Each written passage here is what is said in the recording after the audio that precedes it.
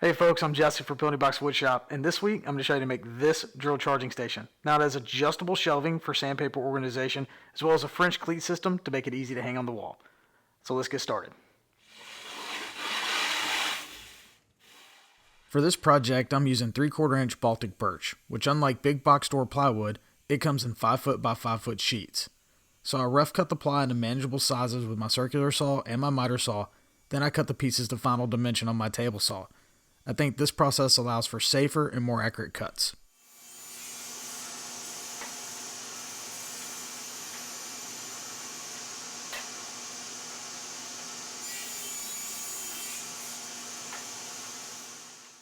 There are 8 pieces needed for this project from 3/4 inch plywood. You will end up with 1 large piece for the back, 2 side pieces, a top and bottom piece, 2 shelves, and 1 divider.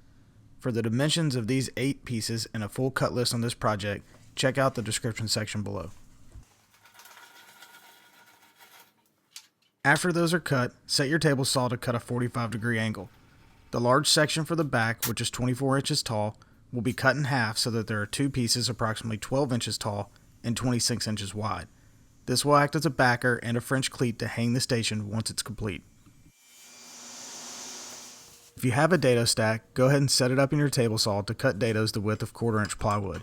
If you don't have a dado stack, you can easily make these dados with your regular blade in a series of cuts, or with a router and a 1/4 inch straight bit. Raise the blade to a 1/4 inch and set your table saw fence at 2 inches. The dados will be cut on one of the side pieces and on the divider. Select and mark one end on each piece as the bottom. With the end designated as the bottom against the fence, cut a dado on each piece. Then move the table saw fence to 4 inches, and again cut the dados on each piece, ensuring that the bottom end is against the fence with each cut. Cut a dado every 2 inches until you reach 16 inches. There should be a total of 8 dados on each piece.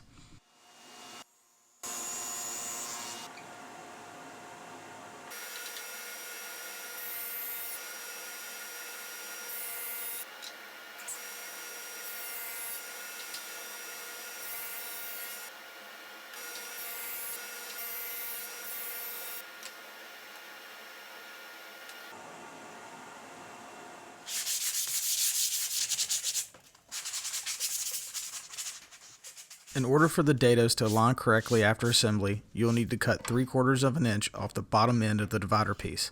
This only needs to be done on the divider piece and not on the side piece. Next, you can start laying out the cuts for the drill storage on one of the shelf pieces. Mark a line every 2 inches. If you use the cut list below, then you will have 8 lines and each section will be 2 inches wide.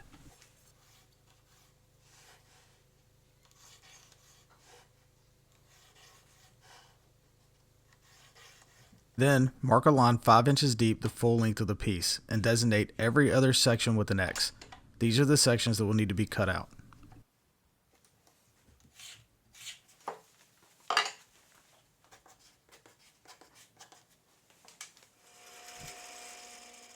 Using a 2-inch Forstner bit, drill a hole at the top of each section marked with an X.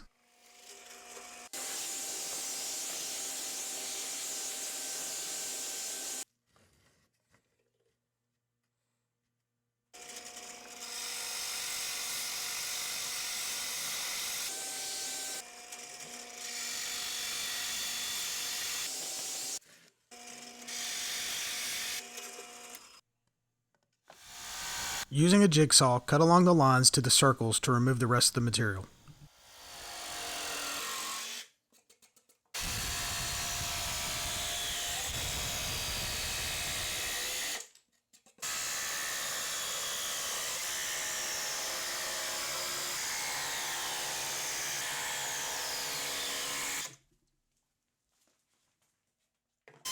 Using a router and a chamfer bit, make a chamfer on the inside edges of the sections. This will help your drills and other tools hang more evenly in place.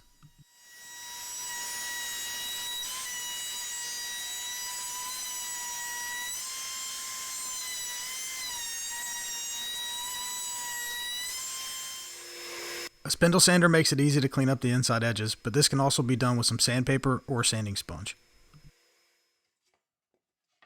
Now, set your end pieces and 2 back pieces aside. All of the other pieces will get pocket holes on each end of the piece. I found that 3 equally spaced per side were plenty.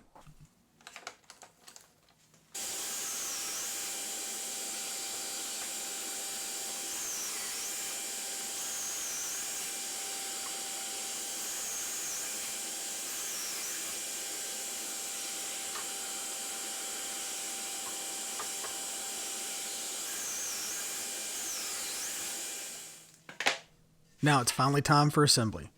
Place your 2 side pieces together and mark a line at 18.5 inches from the bottom of both pieces. Next, attach your bottom flush with the bottom of the 2 sides and the top with the bottom of the piece at the 18.5 inch mark. You can use clamps to apply light pressure, and remember to check square throughout the assembly. Because I was building this on the fly and changes may have been needed, I did not use glue. It's shop furniture, so I wasn't overly worried about it. Make sure that the box is square, and then mark a line on the top and bottom piece at 6 1/4 inches from the outside edge.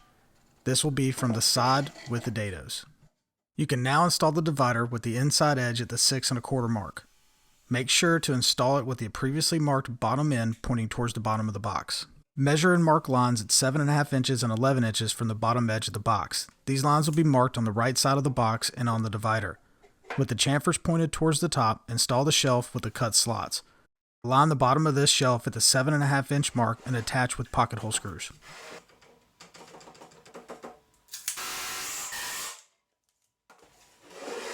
After that, install the top shelf with the bottom of the shelf at the 11 inch mark. If you place the shelf so that the pocket holes are on the top side, it will give you plenty of room for your drill when screwing in the pocket hole screws.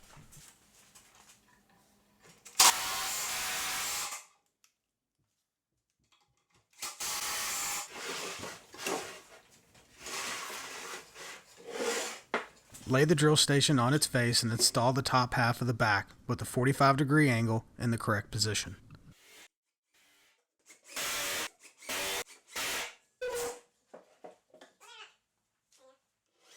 With a Forstner bit, drill a hole in the side of the station big enough for the plugs of your chargers to fit through. Attach the other half of the back to the wall, attaching it with screws into the studs of the wall. Be sure that this piece is level and that the 45-degree cut is pointed up and in the correct position to accept the other half of the backer that is attached to the drill station. Cut the dividers for the sandpaper storage from 1/4 inch plywood at 10 inches long and 6 1/8 inches wide. They should slide easily into place. Now for the part you've been waiting for. Simple yet effective storage for your tools and sandpaper.